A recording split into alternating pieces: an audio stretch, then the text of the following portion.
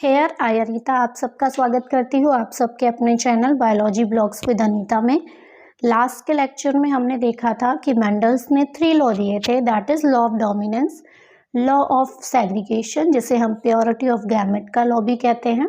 Third is the law of independent assortment जिसे हम क्या कहते हैं, लॉ ऑफ फ्री रिकॉम्बिनेंट का।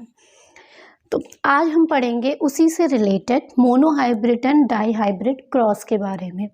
मोनोहाइब्रिड पहले देखते हैं क्या होता है मोनोहाइब्रिड क्रॉस। नाम से ही पता चल रहा है, मोनो मीन्स सिंगल। ठीक, इसमें हम क्या करते हैं, जैसे हमने देखा था मेंडल ने क्या लिया था, 7 कैरेक्टर्स लिए थे किसके, पी के। ठीक है, ऑलरेडी हम लास्ट के लेक्चर्स में पढ़ चुके हैं, आपका डिस्क्रिप्शन में लिंक दिया है, जाके वीडियो को देख लीजिएगा। यानी कि इसमें क्या करते हैं, क्रॉस करवाते हैं हम सिंगल कैरेक्टर्स को लेके, कंट्रास्टिंग ट्रेट लेंगे। ठीक है, crossing over single contrasting characters. ठीक है, ये क्रॉस इन्वॉल्विंग होता है, दैट इज सिंगल ट्रेट लेते हैं हम। ठीक है, लेकिन कंट्रास्ट में लेंगे, कैसे लेंगे, फॉर एग्जांपल हम यहाँ पे ले लेते हैं प्योर टॉल, यहाँ पे ले लेते हैं प्योर डॉफ। ठीक है, ये आपका ये मैंने क्या लिखा है, फिनोटाइप लिखा है। अगर हम इसका जीनोटाइप लिखना चाहें, ठीक है, जीनोटाइप कैसे लिखेंगे, टॉल को रिप्रेजेंट करते हैं कैपिटल टी से, इसको लिखते हैं स्मॉल टी से। क्लियर है, ये आपकी कौन सी स्टेज है, दैट इज अ पेरेंटल। ठीक है, पेरेंटल स्टेज है। अब इन्होंने क्या कहा था, अपने लॉ ऑफ सेग्रीगेशन में ओनली सिंगल गैमेट जाता है फ्यूजन के लिए। ठीक है, यहाँ पे सिंगल गैमेट जाएगा, क्लियर, और ये बना देगा capital T small T, that is F1 hybrid. हमें ये क्या मिला, डोमिनेंट मिल गया जो कि टॉल होगा। अब यहाँ पे क्या लग रहा है, law of segregation, sorry law of dominance, क्योंकि हमें प्लांट कैसा दिख रहा है, टॉल दिख रहा है। ठीक है, दिखने में बाहर फिनोटाइप, तो अगर हम इसमें क्या लिखना चाहें, F1 जनरेशन में फिनोटाइप लिखें या जीनोटाइप लिखें तो कितना होगा, एक ही है। ठीक है, फिनोटाइप भी एक और जीनोटाइप भी एक। ठीक है, अब ये किसको शो कर रहा है, क्वेश्चन कैसे आता है एग्जाम में कि मोनोहाइब्रिड क्रॉस मेंडल के किस लॉ को फॉलो करता है, तो ये किसके 2 लॉ को फॉलो करता है, that is law of dominance and law of segregation. Clear, और मैंने लास्ट के लेक्चर में आपको पहले बता दिया है, लॉ ऑफ डोमिनेंस का जो आपका फेलर था, जिसके कारण ये थ्योरी फेल होती है, उसका अपवाद आपका क्या है, इनकम्प्लीट डोमिनेंस, जैसे हम सेमी डोमिनेंस भी कहते हैं, और कोडोमिनेंस हो गया। लॉ ऑफ सेग्रीगेशन का क्या है, एन्यूप्लॉइडी है, इसको भी हम आगे पढ़ेंगे जब क्रोमोसोमल्स में अबनॉर्मलिटीज पढ़ेंगे तब। ठीक है, ये तो हमारी हुई F1 जनरेशन की बात। ये F1 जनरेशन में ये आया। अगर हम F2 जनरेशन की बात करें तो F2 जनरेशन में हम क्या करते हैं, जो F1 जनरेशन में मिला है हमें कैपिटल टी स्मॉल टी, इसकी ही हम इससे सेल्फिंग करा देते हैं। ठीक है, क्रॉसिंग करवा देते हैं, इसको हम कहते हैं सेल्फिंग। ठीक, इसको हम पुनः टेबल से लिखें, कैपिटल टी स्मॉल टी, मान लो ये मेल प्लांट है और ये फीमेल प्लांट है, capital T small T, selfing कराएंगे T capital T small T, capital T small T and small T. ठीक, अब इसमें F2 में हमें जीनोटाइप क्या मिला है, जीनोटाइप हमें इसका जीन अलग है, ये जीन अलग है, ये जीन अलग है और ये अलग है, तो हमें क्या मिला, 1:2:2 1 का रेशियो मिला।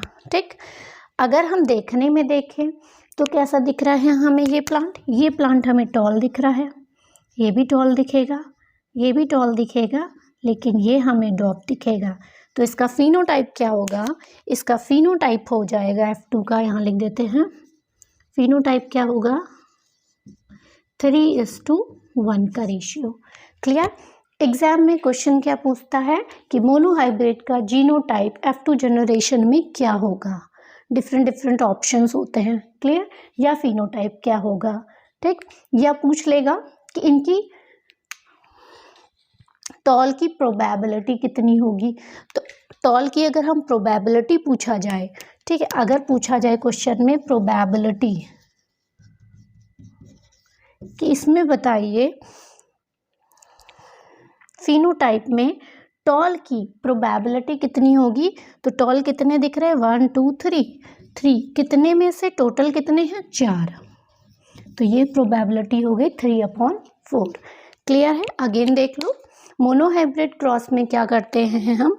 सिंगल ट्रेट को लेकर उसकी क्रॉसिंग करवाते हैं। जैसे यहाँ हमने क्या लिया है? हाइट को ले लिया है, प्योर टॉल प्लांट लिया, प्योर डॉफ प्लांट लिया पी का, और हमने क्रॉसिंग कराई तो हमें F1 जनरेशन में डोमिनेंट टॉल मिला। क्योंकि इसमें एक डोमिनेंट है, एक रिसेसिव है, तो डोमिनेंट अपना कैरेक्टर शो करता है, जिसके कारण प्लांट हमें टॉल दिखता है। क्लियर? नाउ F2 जनरेशन में जो हमें F1 जनरेशन में मिला, हमने उसकी सेल्फिंग कराई तो हमें जीनोटाइप का रेशियो मिलता है 1:2:1, क्योंकि 2 कैपिटल टी है। ठीक है, एक हमें 2 कैपिटल टी का पेयर मिल रहा है, 2 हमें मिल रहे हैं, एक कैपिटल टी स्मॉल टी, एक कैपिटल टी स्मॉल टी, ये 2 हो गए, और ये आपका small T that is the 1। तो 1:2:1 का रेशियो। फिनोटाइप में दिखने में बाहर फिजिकल अपीयरेंस में 3 टॉल दिख रहे हैं और एक डॉप दिख रहा है, तो आपका हो गया 3:1 का रेशियो। क्लियर है? Now we are coming to the dihybrid cross. इतना क्लियर है मोनोहाइब्रिड क्रॉस। और इसका आपका कौन सा लॉ फॉलो करता है? ये लॉ ऑफ डोमिनेंस और लॉ ऑफ सेग्रीगेशन फॉलो करता है मेंडल का।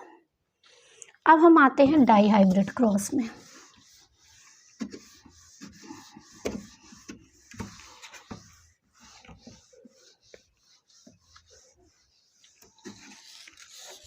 अब हम आते हैं डाई हाइब्रिड क्रॉस में।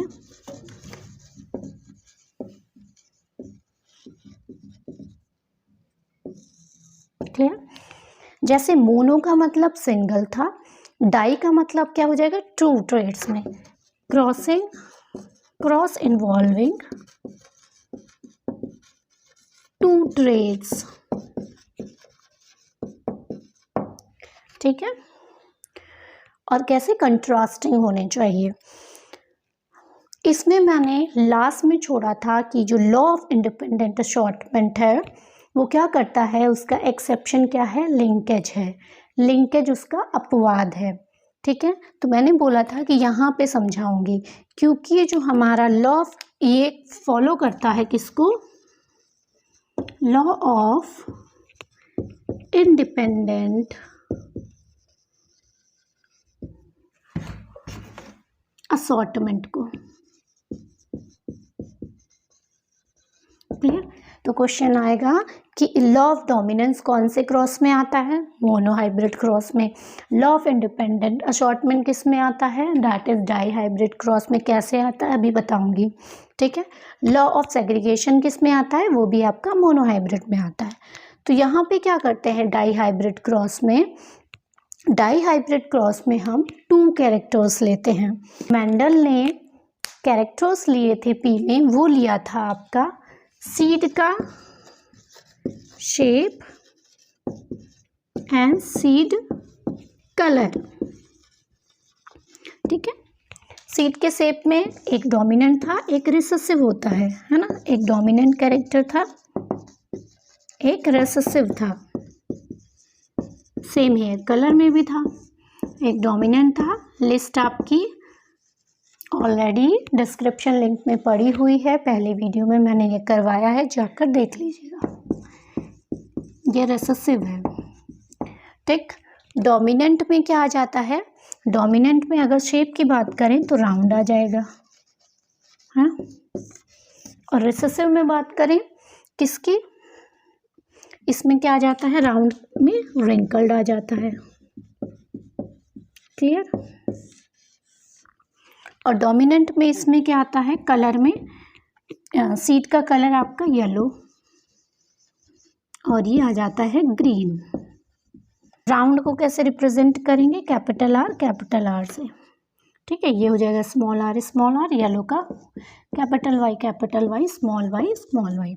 जो हमारा डोमिनेंट होता है उसका हम फर्स्ट लेटर ले लेते हैं जनरली। क्लियर। तो इन्होंने क्या कराया था, दो कैरेक्टर्स में आपस में क्रॉसिंग करवाई थी, सीड शेप और सीड कलर में। ठीक है, अब हम इसमें क्रॉसिंग कैसे कराते हैं, डोमिनेंट को एक साइड लिख लेंगे, यानी कि ये कैपिटल और इनको एक साथ लिखेंगे और इसको एक साथ लिख लेंगे और इनका आपस में क्या कराते हैं, हम क्रॉस करवाते हैं। तो इसको हम कहते हैं डाई हाइब्रिड क्रॉस। देखते हैं, ये समझाने के लिए था। ठीक है,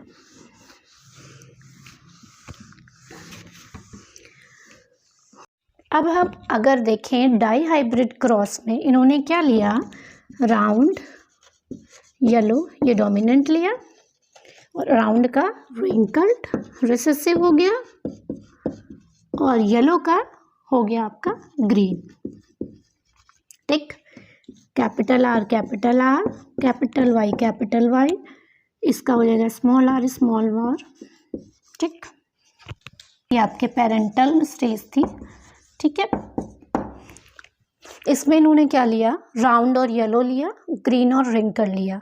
ठीक है, round shape, wrinkle shape, seed shape है, येलो और ग्रीन शीट कलर हैं। दो कैरेक्टर लिए इन्होंने, यानी कि यहाँ पे लिख लो सीड शेप और शीड कलर। क्लियर। अब अगर हम इसका गैमेट्स देखें तो यहाँ से हमें क्या मिलेगा, ये मिल जाएगा। यहाँ से हमें गैमेट क्या मिलेगा, ये मिलेगा। अगर हम इनकी हाइब्रिडाइजेशन कराएं, क्रॉसिंग कराएं, तो हमें क्या मिलता है, ये मिल जाएगा। That is F1 generation. Clear. दिखने में प्लांट हमें कैसा दिखेगा, राउंड येलो। ठीक, जो हमें सीड दिखेगा वो राउंड दिखेगा, शेप राउंड दिखेगा और येलो दिखेगा, क्योंकि यहाँ पे capital R capital Y dominant आ रहे हैं। क्लियर है इतना। F1 जनरेशन में हमें क्या मिल रहा है, इसको ध्यान रखना। ठीक है, अब हम क्या करते हैं, जब पुनेट स्क्वायर में लिखते हैं तो हम क्या करते हैं, इनकी सेल्फिंग करवाते हैं। सेल्फिंग करवाने से पहले हमें गैमेट्स पता होने चाहिए। यहाँ पे कितने गैमेट बनेंगे, तो गैमेट निकालने का फॉर्मूला होता है, इसको मैं रफ कर रही हूँ। ठीक, ये हमें F1 जनरेशन में मिल गया। ठीक, अब हमें इसमें सेल्फिंग करवानी है। F2 जनरेशन में क्या होगा, अगर F2 जनरेशन हमें लेनी है तो इसी से हमें इसकी क्या करवानी पड़ेगी, सेल्फिंग करानी पड़ेगी, तब हमें F2 मिलेगा। और सेल्फिंग कराने के लिए हमें गैमेट्स पता होना चाहिए। तो नंबर ऑफ गैमेट्स कैसे निकालेंगे, नंबर ऑफ गैमेट्स निकालने का फॉर्मूला होता है 2n। ठीक, 2n, जहाँ पे n क्या है, that is number of heterozygous. Again मैं बता रही हूँ, मैंने लास्ट लेक्चर्स में सारे टर्मिनोलॉजीज और मेंडल के लॉ को डिस्कस कर दिया है। प्लेलिस्ट में आपकी वीडियोस पड़ी हैं, उसको देख लीजिएगा। ठीक है, N number of heterozygous means ये क्या है, ये आपका होमोजाइगस है। ठीक, ये क्या है, ये भी आपका होमोजाइगस है, जिसमें सेम जीन होते हैं। ठीक है, that is a homozygous. Heterozygous जैसे कैपिटल T स्मॉल r है, दोनों जीन अलग अलग है, एक डोमिनेंट है एक रिसेसिव है, इसको हम कहते हैं हेटेरोजाइगस। क्लियर। तो अब हमें क्या करना है, इसकी क्या निकालनी है, गैमीट्स निकालने हैं। कितने हेटेरोजाइगस है, एक हेटेरोजाइगस, दो हेटेरोजाइगस। ठीक है, कितने हो गए, 2। ठीक, एन की जो वैल्यू है 2 हो गई। अब यहाँ पे रख लो 2:2 यानी कि 4 गैमेट्स। कितने गैमेट्स मिल रहे हैं हमें, 4 गैमेट्स मिलेंगे। अब हम ये तो पता चल गया कि नंबर ऑफ गैमेट्स हमें यहाँ कितने मिलेंगे, नंबर ऑफ गैमेट्स इसमें बनेंगे 2n यानी कि 2:2:4 4 बनेंगे। लेकिन वो 4 कौन से बनेंगे उसको कैसे पता करेंगे हम, उसको करने के लिए हम क्या करते हैं, यहाँ कैपिटल R लिखा, स्मॉल r लिखा पहले वाले पेयर को, ठीक, इसको। अब क्या कराया, इस कैपिटल R से ये जो दो एक हेट्रोजाइगस दिख रहा है उनको क्या करा दिया हमने, इस टाइप से लिख लिया। क्लियर, लिखा। अब हमें देखो यहाँ से क्या मिला, कैपिटल R कैपिटल Y, यहाँ से क्या मिला, इससे क्या मिला, कैपिटल R स्मॉल y, इससे मिला हमें, सॉरी, ठीक, इसको small r capital Y small r capital Y, ये हमें क्या मिल गए, 4 गैमेट्स मिल गए। और एग्जाम्पल देख लो नंबर ऑफ गैमेट्स के, जैसे फॉर एग्जाम्पल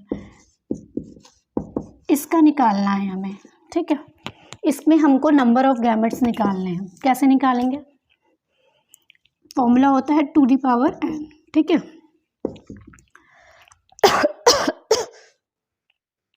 यहाँ पे हेट्रोजाइगस कितने दिख रहे हैं, एक ही दिख रहा है, दैट इज दिस। तो यहाँ पे n क्या हो जाएगी, n की वैल्यू 1, 2^1, ठीक है, यानी कि 2 गैमेट कितने बनेंगे, 2 बनेंगे। क्या, क्योंकि दोनों कैपिटल A है तो एक बार हम लिख लेंगे और B और B, तो हमें मिल गया AB, और इसको कराया तो A स्मॉल b, ये दोनों गैमेट हमें मिल जाएंगे। और देख लो और एग्जांपल, अब जैसे A, ठीक, यहाँ पे कितने नंबर ऑफ गैमेट्स मिलेंगे हमें, नंबर ऑफ गैमेट्स अगर हमें निकालने हैं, कितने हेट्रोजाइगस है, क्या होता है 2n, एक हेट्रोजाइगस 2 3, तो 2^3, यानी कि 2 × 2 × 2, 2 2 4, 4 2 8, कितने गैमेट बनेंगे, 8। कैसे बनेंगे ये देख लो, यहाँ A लिखा, यहाँ स्मॉल a लिखा, कैपिटल B लिखा, स्मॉल b, यहाँ भी आप इसी से क्रॉसिंग कराओगे, ठीक है। अब ये बचा, इससे क्या चारों में करा दोगे, capital C small c, capital C small c, capital C small c, capital C small c। Clear. अब क्या करोगे, अब जब हमें गैमेट लिखना होगा, ध्यान से देखना, A B C, ठीक, एक गैमेट, फिर A B स्मॉल c, ठीक, तीसरा क्या मिलेगा हमें, A B C, A small b capital C, फिर A स्मॉल b और स्मॉल c, ठीक। यहाँ पे क्या मिलेगा, A B C, sorry, A B small c, ठीक। यहाँ पे क्या मिलेगा, A B capital C, A B small c, कितने गैमेट मिल गए, 1 2 3 4 5 6 7 8 गैमेट मिल गए। क्लियर है इतना कॉन्सेप्ट। कभी कभी नंबर ऑफ गैमेट्स भी पूछ लेता है एग्जाम में, इसलिए आपको आना ही चाहिए क्रॉसिंग होने से पहले। एक एग्जाम्पल और देख लो, ठीक है।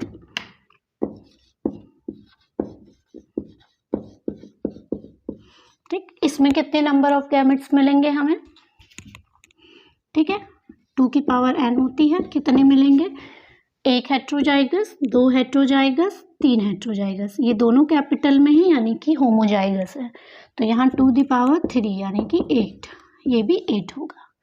क्लियर है। अब हम आ जाते हैं अपने डाईहाइब्रिड क्रॉस में, ठीक है।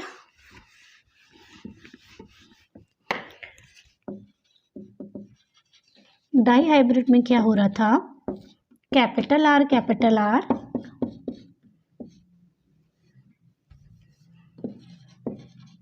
ये लिया था, और इसकी जब हमने ये मिला था हमें F1 जनरेशन में, यही हो रहा था। ठीक, हमने जब क्या करा, इसमें 2 हेट्रोजाइगस हैं 2⁻², यानी कि 4 गैमेट्स मिलेंगे, कैपिटल R स्मॉल r, और इसमें हमने एक बार कैपिटल Y लिखा, एक बार स्मॉल y, एक बार कैपिटल Y लिखा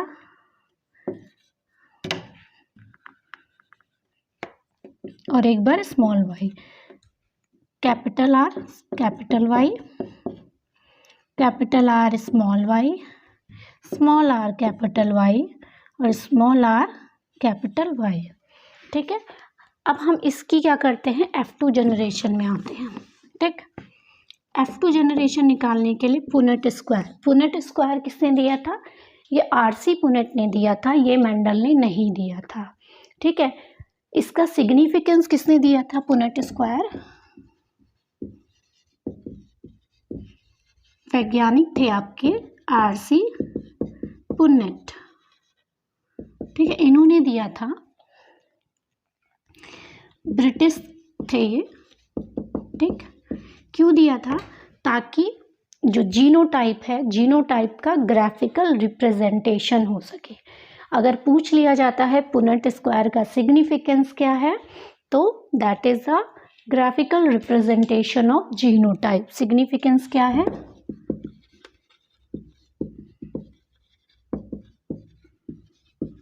ग्राफिकल रिप्रेजेंटेशन ऑफ जीनोटाइप। अब हमें इसमें कितना मिला है,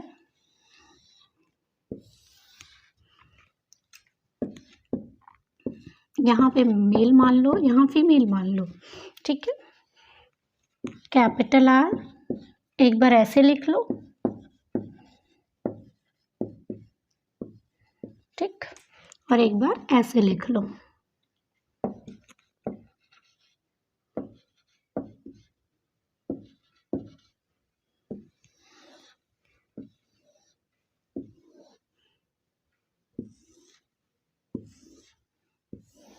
ठीक है, 16 स्क्वायर्स बन जाएंगे।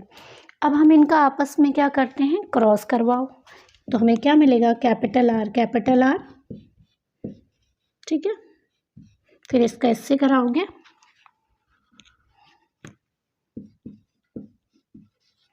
ठीक, ये सब मिल जाएगा। मैंने यहाँ पे डायरेक्ट लिख दिया है। ठीक है, आपको करके नहीं दिखाया है, बिकॉज आप एग्ज़ाम्स में, कॉम्पिटिटिव एग्ज़ाम्स के लिए जा रहे हो, इतना टाइम नहीं होता कि आप पुनेट स्क्वायर में बैठ के करो और उनको गिनो। ठीक है, लेकिन जो हमारे पास डेटा आएगा फिनोटिपिक का देखें हम, ठीक है, F2 जनरेशन में डाई हाइब्रिड क्रॉस में, तो आएगा 9:3:3:1, और जीनोटाइप में आएगा 1:2:1:2, 4:2:1:1। इनको अगर आप गिनोगे तो यही आपका डेटा निकलेगा। देखो, मैंने फिनोटिपिक के लिए राउंड येलो में टिक का निशान लगाया हुआ है, गिन लो 1 2 3 4 5 6 7 8 9। ठीक है, ये आपका राउंड येलो आएगा। राउंड ग्रीन मैंने सर्कल से दिखाया हुआ है, दिस वन। ठीक है, इसको मैंने सर्कल से दिखाया, इसको टिक से दिखाया, ये आपके 3 आएंगे। रिंकल्ड येलो भी 3 दिखाया है, और रिंकल्ड ग्रीन आपको 1 दिखाया है। ठीक, जीनोटाइप अगर देखोगे तो अलग अलग इस टाइप से आपको मिलेंगे। ठीक है, अगर आप जीन्स को गिनोगे तो 1 अलग मिलेगा, 2 अलग मिलेगा, इस टाइप से मिलेंगे। इन 9 को ही डिवाइड करके किया गया है, लेकिन this is not a good method for your exam. So हम इसकी ट्रिक देखते हैं, हम इसको रैपिड वे में कैसे निकाल सकते हैं इसके रेशियो को। ठीक है, ये आपका, अगर आप एकेडमिक एग्ज़ाम दोगे तो आपको ये मेथड फॉलो करना पड़ेगा, जो बच्चे 12th का बोर्ड का एग्ज़ाम देंगे। लेकिन अगर आप नीट या TGT PGT या LT की प्रिपरेशन करते हो तो ये आपका मेथड फॉलो नहीं होगा, because it will take more time. So now see the trick. Simple see trick है, हमें मोनोहाइब्रिड का रेशियो क्या निकला था हमारा, मोनोहाइब्रिड का रेशियो हमारा F2 जनरेशन में फिनोटिपिक का निकला था, क्या निकला था 3:1, और जीनोटाइप का क्या निकला था 1:2:1 यही निकला था। क्लियर है? ठीक। अब हम क्या करेंगे, डाई हाइब्रिड में क्या करेंगे, फिनोटिपिक अगर रेशियो निकालना है, डाई हाइब्रिड की बात कर रही हूँ, F2 की बात कर रही हूँ। क्लियर? तो क्या निकलेगा, 3:1 दिख रहा है आपको, 3:1 का स्क्वायर कर लोगे, यानी कि 3:1 का मल्टीप्लाई 3:1 से ही कर लोगे, यानी कि एक बार इस 3 का गुणा इससे करोगे। ठीक है, इसका करते हैं, क्या मिलेगा 9, इसको करते हैं 3। ठीक, इसको 1 को फिर इससे करेंगे, फिर 1 को इससे करेंगे, तो क्या मिलेगा, 1 को 3 से किया 3, 1 को 1 से किया 1। This is your answer. यही हमें उस पुनः टेबल को करने से मिल रहा था। यहाँ पे शॉर्ट ट्रिक से हमने क्या किया, 3:1 का जल्दी से गुणा कर दिया 3:1 से ही, यानी कि स्क्वायर किया और हमें ये मिल गया। अगर हम इसका जीनोटाइप निकालते हैं, ठीक है, डाई हाइब्रिड का ही, तो क्या निकलेगा, 1:2:1 था, इसका स्क्वायर कर लो, 1:2:1 इंटू 1:2:1, यानी कि इस 1 का पहले इन तीनों से करो।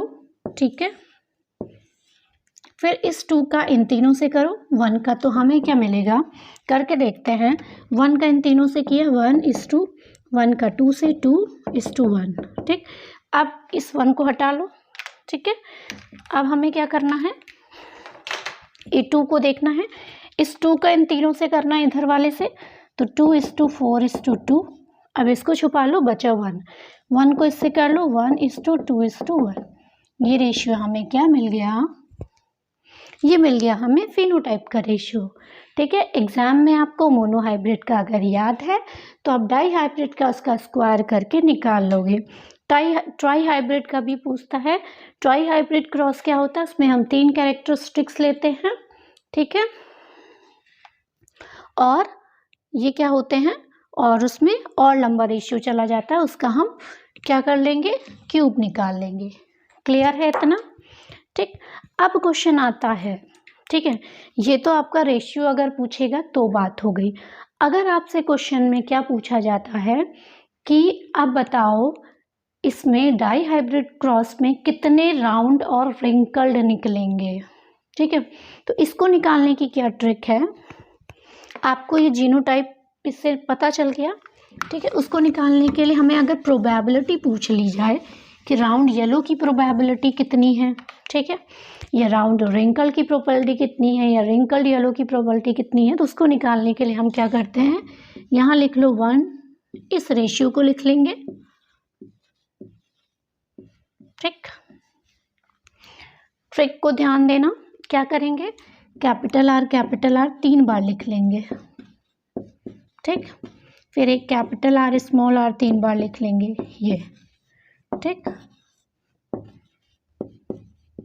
और थर्ड में क्या करेंगे, 3 बार हम लिख लेंगे स्मॉल आर। क्लियर है? अब इनमें कैपिटल वाई स्मॉल वाई और स्मॉल वाई से मल्टीप्लाई कर देंगे एक एक करके। ठीक, capital Y small Y, capital Y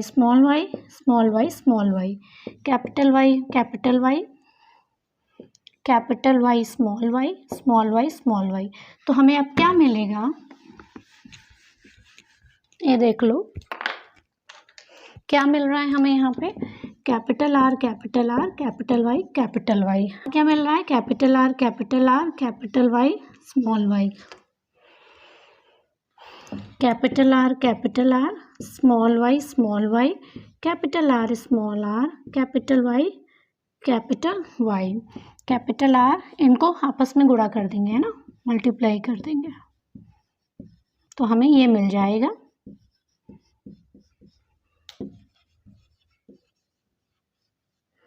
sorry, यहाँ पे कैपिटल वाई मिलेगा। ठीक, ये ट्रिक क्या थी, पहले हमने कैपिटल आर को, क्योंकि जीनोटाइप है पेयर में आएंगे, ठीक है, 3 बार लिखा, एक बार कैपिटल आर स्मॉल आर को 3 बार लिखा और स्मॉल आर को 3 बार लिखा, फिर कैपिटल वाई से, फिर small Y, capital Y small Y से, स्मॉल वाई से, इसी सीक्वेंस में हम मल्टीप्लाई करेंगे तो हमें ये मिलेगा। ठीक, अगर एग्जाम में आपसे जीनोटाइप फेनोटाइप का रेशियो पूछा जाता है तो आप सिंपली मोनोहाइब्रिड में जो भी रेशियो आता है उसका स्क्वायर करके निकाल लोगे।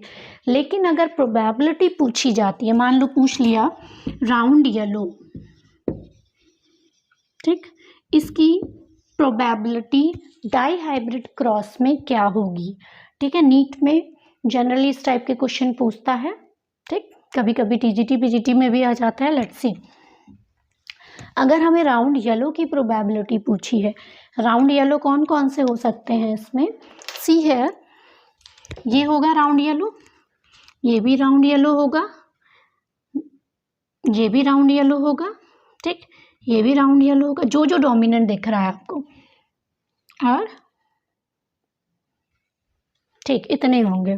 अब इनको हम काउंट करते हैं, कितना है, इसके आगे एक लिखा है, एक ये जोड़ लो, दो ये जोड़ लो, कितने हो गए, 3 हो गए, और इसके आगे कितना लिखा है, 4, 3 और 2 5, 5 और 4 9।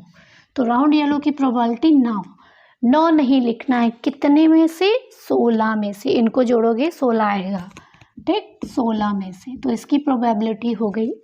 अब पूछा है रिंकल्ड ग्रीन, पूछ लिया, मान लो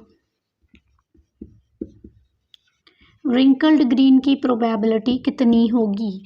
तो रिंकल्ड ग्रीन की प्रोबेबिलिटी को निकालने के लिए हम क्या करेंगे, रिंकल्ड का क्या होता है सिंबल याद करो, रिंकल्ड का जीनोटाइप हो गया स्मॉल r, ये होगा।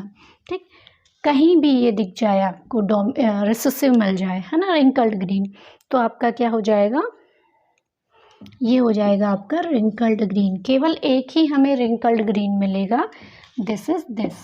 तो इसकी प्रोबेबिलिटी हो जाएगी 1/16, मतलब 16 में से एक प्लांट जो होगा वो आपका रिंकल्ड ग्रीन का होगा। अगर पूछ लिया जाए round wrinkled,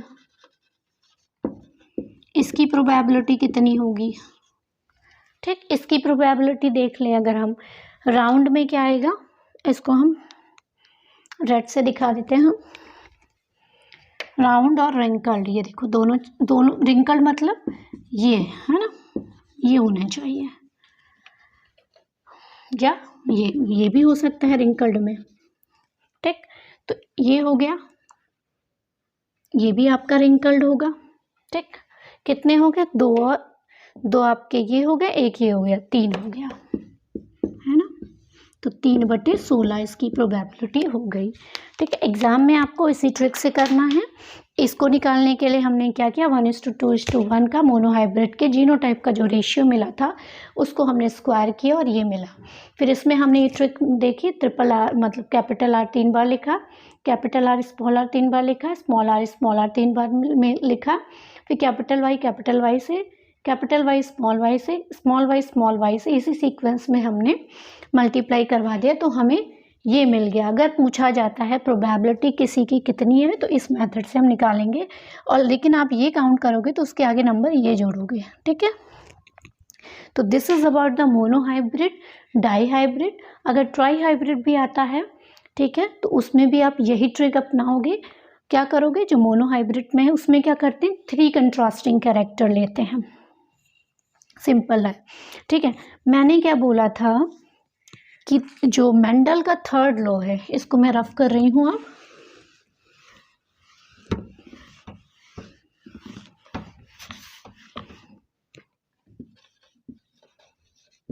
Mendel 3rd law क्या है, that is law of independent assortment. ये किसको लेता है, ये फॉलो करता है डाई हाइब्रिड क्रॉस को। ठीक, लेकिन यहाँ पे जो कैरेक्टर लिया था, शीड शेप लिया था और शीड कलर लिया था, क्लियर, यही लिया था। तो अब बात उठती है, ये लिंकेज को क्या कर रहा था, एक्सेप्शन इसका लिंकेज था। देखो, मान लो इनका कहने का मतलब क्या था, जो कैपिटल वाई, इनका कहने का मतलब क्या था, कैपिटल आर, ये राउंड, ये जो जीन है, फिर से देखो, इन्होंने क्या लिया था, ये लिया था, है ना,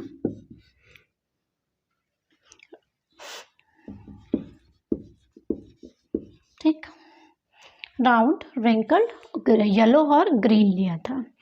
तो ये क्या शो करता है, मान लो एक क्रोमोसोम्स है, ठीक है, ये क्रोमोसोम्स है, तो इसके जो जीन होंगे ये, ठीक, यहाँ पे तो आर प्रेजेंट है, ठीक, और यहाँ पे इसका वाई प्रेजेंट है, ये। तो मेंडल ने क्या बताया कि ये दोनों इनके जो जीन हैं वो अलग अलग क्रोमोसोम्स में हैं, ठीक है।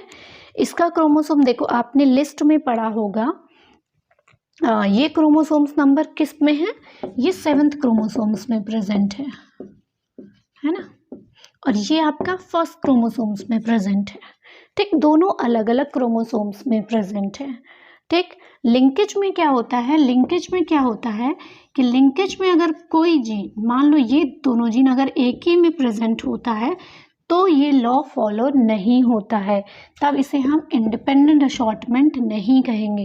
कहने का मतलब ये है कि लॉ ऑफ इंडिपेंडेंट असॉर्टमेंट का मतलब ये था कि इन दोनों के जो जीन्स होते हैं वो एक दूसरे को प्रभावित नहीं करते, एक दूसरे से इंडिपेंडेंट होते हैं, स्वतंत्र होते हैं, ठीक है। लेकिन अगर हम एक ही क्रोमोसोम्स में अगर दोनों जीन होते हैं किसी भी कैरेक्टर्स के, फॉर एग्जांपल अगर हम सीड कलर और फ्लावर कलर ले लें, जो कि एक ही क्रोमोसोम्स में प्रेजेंट थे, नंबर 1 क्रोमोसोम्स में। लिस्ट में दोबारा बोल रही हूँ, लिस्ट आपकी बना के मैंने दिखाई थी, याद करने की ट्रिक भी दी थी क्रोमोसोम्स को लर्न करने की, उस वीडियो को आप लोग ज़रूर देख लेना, तब आपको ये अच्छे से समझ में आएगा, ठीक है। अगर हम फ्लावर कलर और सीड कलर की बात करें, जो कि क्रोमोसोम्स नंबर 1 में प्रेजेंट था, तो वहाँ पे ये लॉ फेल हो जा रहा है, क्योंकि वहाँ पे क्या लग जा रहा है, वहाँ पे लग जा रहा है लिंकेज। क्यों लग जा रहा है, क्योंकि क्रोमोसोम्स नंबर 1 पे ही दोनों प्रेजेंट हैं, सीड कलर और फ्लावर कलर। यहाँ पे क्योंकि ये क्रोमोसोम्स नंबर 7 है और ये क्रोमोसोम्स नंबर 1 है, इसीलिए ये law of independent assortment dihybrid को फॉलो कर रहा है। अगर इसका अपवाद क्या है इंडिपेंडेंट असॉर्टमेंट का, लिंकेज, जहाँ पे कोई जीन, कोई 2 या 3 जीन आपस में एक ही क्रोमोसोम्स में प्रेजेंट होते हैं। मेंडल की थ्योरी फेल क्यों हुई थी, ठीक है। मेंडल की थ्योरी फेल होने का रीज़न था, मेंडल ने बोला था 1 जीन तो टर्म ही नहीं लिया था, उन्होंने कहा था 1 फैक्टर, ठीक, जिसे हम जीन कहते हैं आज। फैक्टर का मतलब उनके लिए जीन था, ठीक है, क्योंकि उस समय क्रोमोसोम्स की डिस्कवरी नहीं हुई थी। 1 कैरेक्टर को शो करता है, ठीक।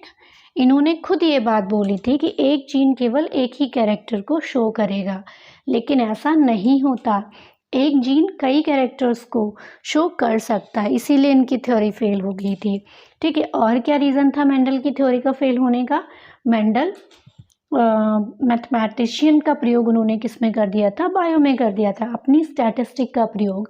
3rd रीजन था, डोमिनेंट उस समय कौन थे, डार्विन जी ज़्यादा डोमिनेंट थे, क्लियर। तो ये कुछ रीज़न थे जिसके कारण मेंडल की थ्योरी फेल हो गई, ऊपर से इन सबको लिंकेज, को डोमिनेंस, ये सब भी इनके रीज़न हो गए। 3 साइंटिस्ट आए थे, कौन कौन से, कार्ल कोरेंस, ह्यूगो डीवरीज और आपका एरिक वॉन टैशमार्क। इन्होंने 1900 में रीडिस्कवर्ड किया, क्लियर। इतना पूछा जाता है एग्जाम में। तो आज का लेक्चर बस इतना ही, कल मिलते हैं न्यू लेक्चर के साथ, ठीक है। वीडियो अच्छी लगे तो लाइक, शेयर एंड सब्सक्राइब जरूर करिए।